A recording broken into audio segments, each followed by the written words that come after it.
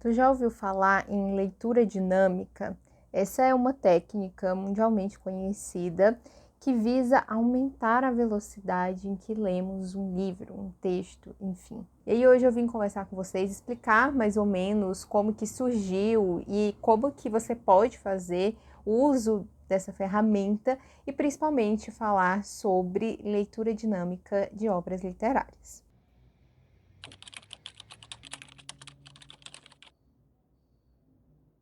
Todo início de ano surge diversos vídeos aqui na internet contando quantos livros as pessoas leram no ano anterior. Eu fiz um vídeo falando das minhas melhores e piores leituras, mas há também quem goste de falar sobre todos os livros que leram. E é muito comum que vídeos gringos, de pessoas falando em inglês, mas não necessariamente dos Estados Unidos, mas são canais que têm um alcance maior por estar em inglês, acaba destacando alguns vídeos em que as pessoas relatam terem lido mais de 600 livros em um ano. E aí fica o questionamento, será possível uma pessoa ler tanto assim em 12 meses? E fica também a minha pergunta aqui para você, Quantos livros você leu em 2024? Eu crio conteúdo tanto aqui para o YouTube como para o Instagram e eu li o total de 38 livros. Mas assim, eu sou uma leitora bem lenta. Eu costumo passar muito tempo com um único livro. E aí é que entra a leitura dinâmica. Eu já vi alguns brasileiros se perguntando, Nossa, será que esses criadores fazem uso da leitura dinâmica? E não tem como a gente precisar, eu nunca vi nenhum deles afirmando assim,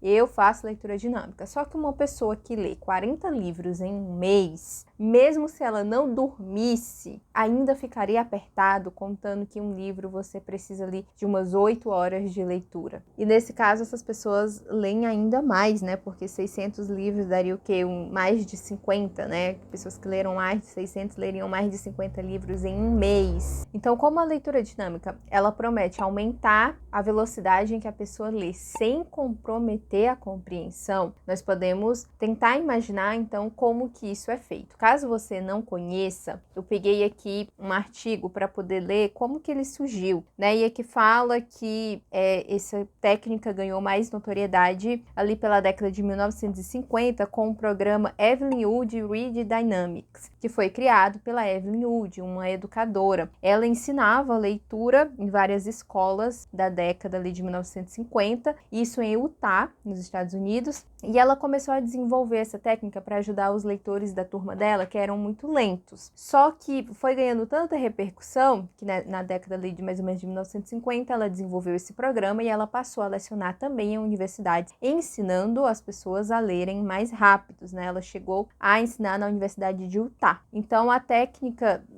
ficou conhecida como Reading Dynamics, que seria essa leitura dinâmica, e ele consiste, pelo menos a técnica que ela desenvolveu, basicamente, em usar a mão como marca-passo. Então, enquanto os olhos seguiam aqui o movimento, a pessoa ia passando aqui o dedo e seguindo com os olhos, página por página. Isso implica em não ler todas as palavras que estão nessa página. Então, as pessoas vão passando aqui o dedo e os olhos têm que ir acompanhando e você vai tentando pegar as informações mais importantes que estão ali no texto. E aí, o principal atrativo, dessa leitura dinâmica é justamente você conseguir ler mais em menos tempo, e ele é muito útil, principalmente quando você quer selecionar, por exemplo, artigos para você trabalhar em um projeto de pesquisa. Então, não tem como eu fazer a leitura dos 30 artigos que eu achei sobre o meu tema, porque eu vou perder muito tempo. Então, eu posso fazer essa leitura dinâmica, em que eu vou fazer a leitura do resumo, do artigo primeiro, e depois, ao longo do artigo, eu vou tentando encontrar as palavras-chave ali que se relacionem com o tema que eu estou buscando. Só que essa técnica, ela ainda é, sim, muito discutida e muito questionada por cientistas cognitivos, Já que, segundo eles, nós não conseguimos ter a compreensão do que está sendo lido de forma tão rápida. Então, para eles, essa velocidade com que os olhos vão passando e o dedo interfere sim no tanto que você consegue compreender daquele texto. Eu lembro que ano passado, eu acho, 2024, uma criadora de conteúdo, ela é mais ativa, eu acho, que no TikTok, a Dora. Ela fez um vlog mostrando vários livros que ela lia, eu acho que era em um único dia ou em 2 dias. E assim, ela faz leitura dinâmica e ela nunca escondeu que ela faz leitura dinâmica. Então ela vai passando aqui os olhos nos livros, ou seja, os livros que deveriam ser um hobby para ela, né? Essa literatura ali, a leitura de livros de literatura como um hobby, ela transformou em um trabalho, já que ela divulga na internet, e para dar conta desse trabalho, provavelmente, ela acaba recorrendo à leitura dinâmica. Então ela nunca escondeu que ela faz isso, só que nesse vlog ficou muito evidente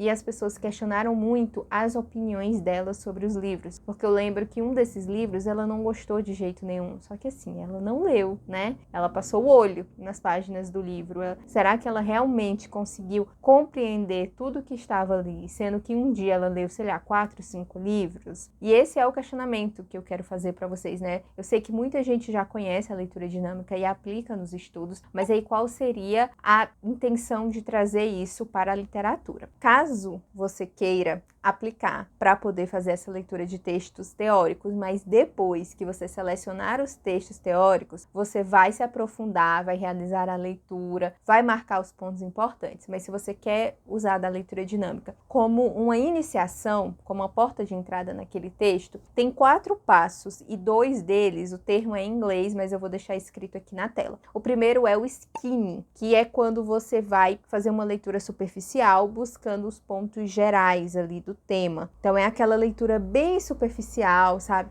Quando o professor entrega ali um texto de 3, 4 páginas e você vai passando aqui, isso seria o skimming. Aí tem também o scanning, que aí já é quando você vai procurar por termos, por datas que possam lhe interessar naquele texto. E o ponto que me pega demais nessa técnica é eliminar a subvocalização. E eu, particularmente, nunca na minha vida consegui fazer isso, né? Eliminar. Reduzir, talvez, mas eliminar nunca. E o que é isso, né? Quando estamos lendo, tem uma voz na nossa mente que vai fazendo a leitura do texto. Então, eu estou vendo aqui, busca por informações específicas. Se eu não estiver lendo em voz alta, a minha voz interna está fazendo essa leitura para mim. Só que na leitura dinâmica não existe essa voz interna. Então você vai passando o olho e a sua mente, ela não pode perder tempo pronunciando as palavras. Você vai apenas olhar para aquela frase, entender o contexto e pular para a próxima. Você não vai ler. E você convencer o seu cérebro a não ler o que está escrito ali em uma página, gente, isso é muito difícil. Mas eu acredito, né, que com muita prática as pessoas conseguem chegar nesse nível em que elas não têm essa voz na cabeça lendo sempre, só quando elas querem. E aí o último passo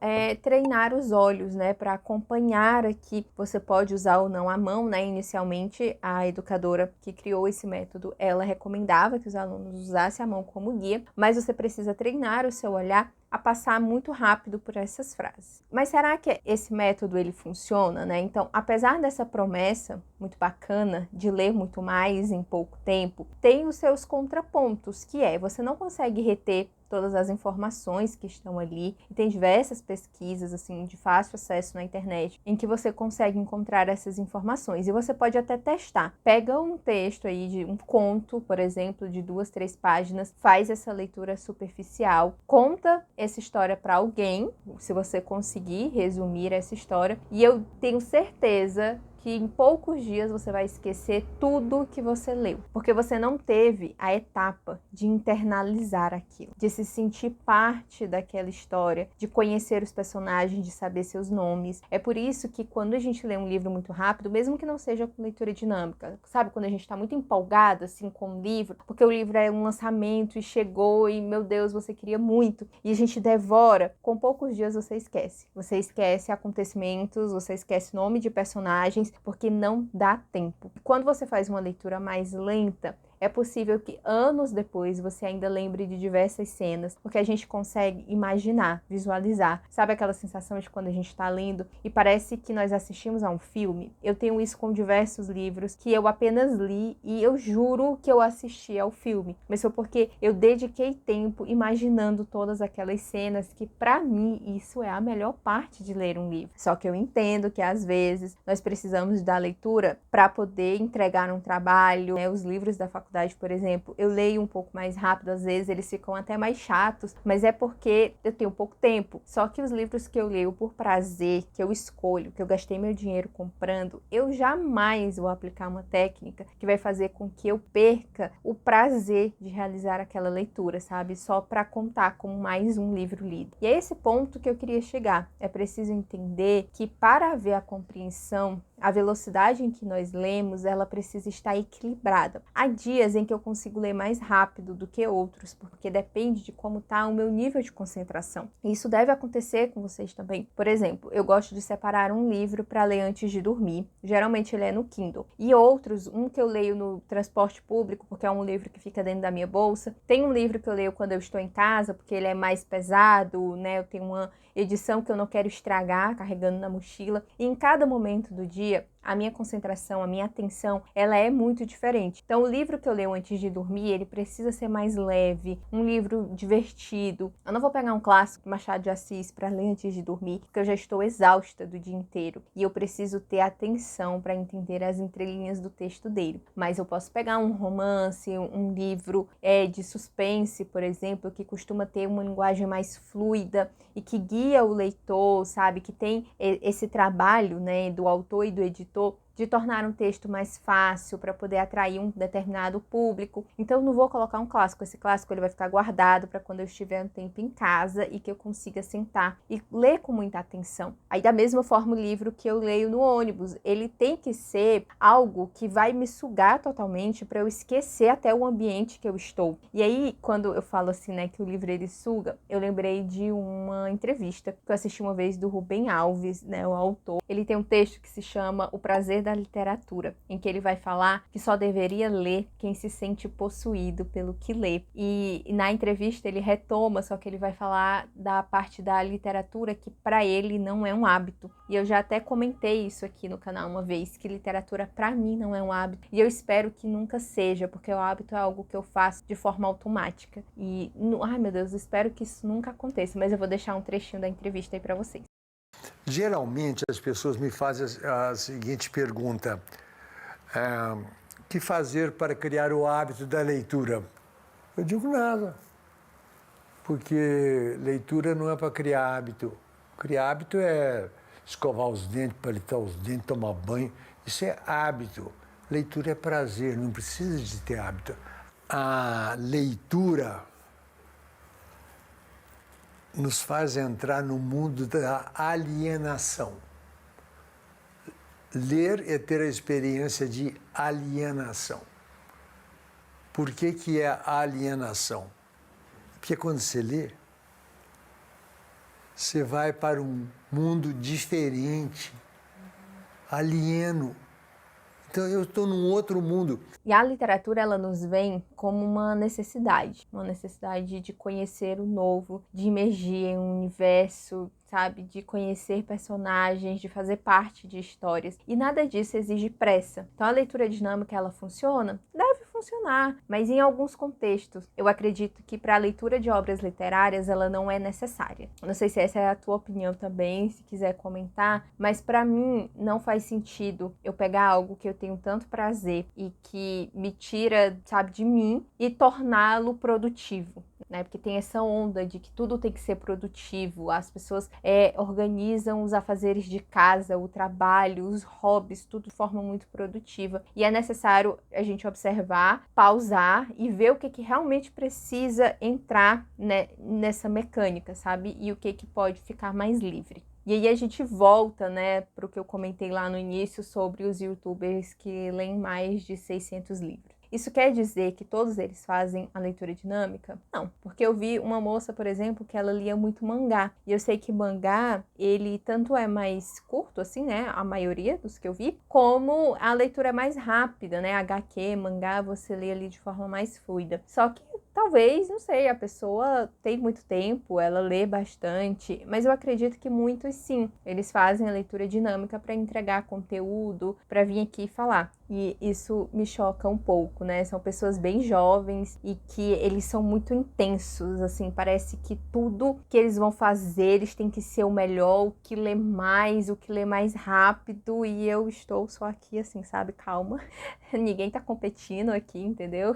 Cada um aí na sua. Eu achei interessante trazer esse assunto aqui, principalmente porque na faculdade eu tive a oportunidade de conhecer um outro método de leitura, que ele tem diversos nomes a depender de qual autor você está lendo, né? É a leitura atenta, o close reading, leitura cerrada, leitura filológica, enfim, os autores adotaram termos diferentes, mas para falar de uma mesma forma de ler literatura, que é quando você lê e principalmente você relê mais de uma vez o mesmo texto, porque aí sim tu vai ter condições de observar o ritmo das frases, se as frases são curtas ou se são longas, os termos que o autor ou a autora resolveu usar, por que esses adjetivos são assim, não assim, por que está sendo usada a oração subordinada, quem são essas pessoas. E quando a gente faz esse exercício de reler um texto, a nossa compreensão, ela faz assim, sabe, ela expande. E assim, um exercício que eu já fiz na faculdade e que eu fiquei muito impressionada com os resultados foi exatamente esse, de selecionar um trecho de um livro, porque o professor sabe que a gente não vai ter condições de ler e reler o mesmo livro inteiro, então nós poderíamos selecionar um capítulo, um trecho, fazer a leitura, fazer uma análise, depois você reler,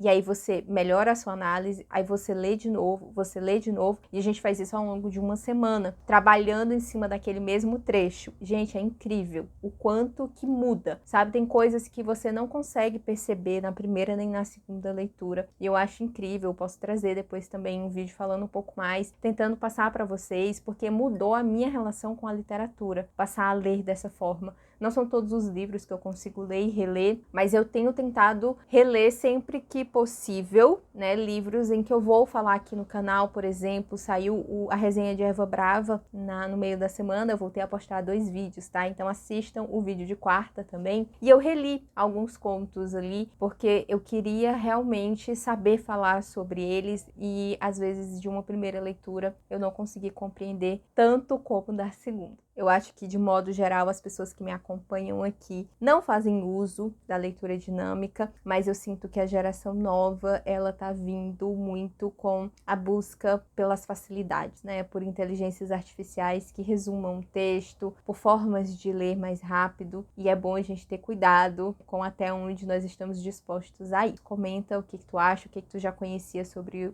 esse assunto, se você já usou, usa, o que você acha, tá? Eu agradeço por quem assistiu até aqui, por me fazer companhia, por estar sempre presente no canal. Se ainda não for inscrito, eu vou convidar a se inscrever e eu espero encontrar vocês aí no próximo vídeo.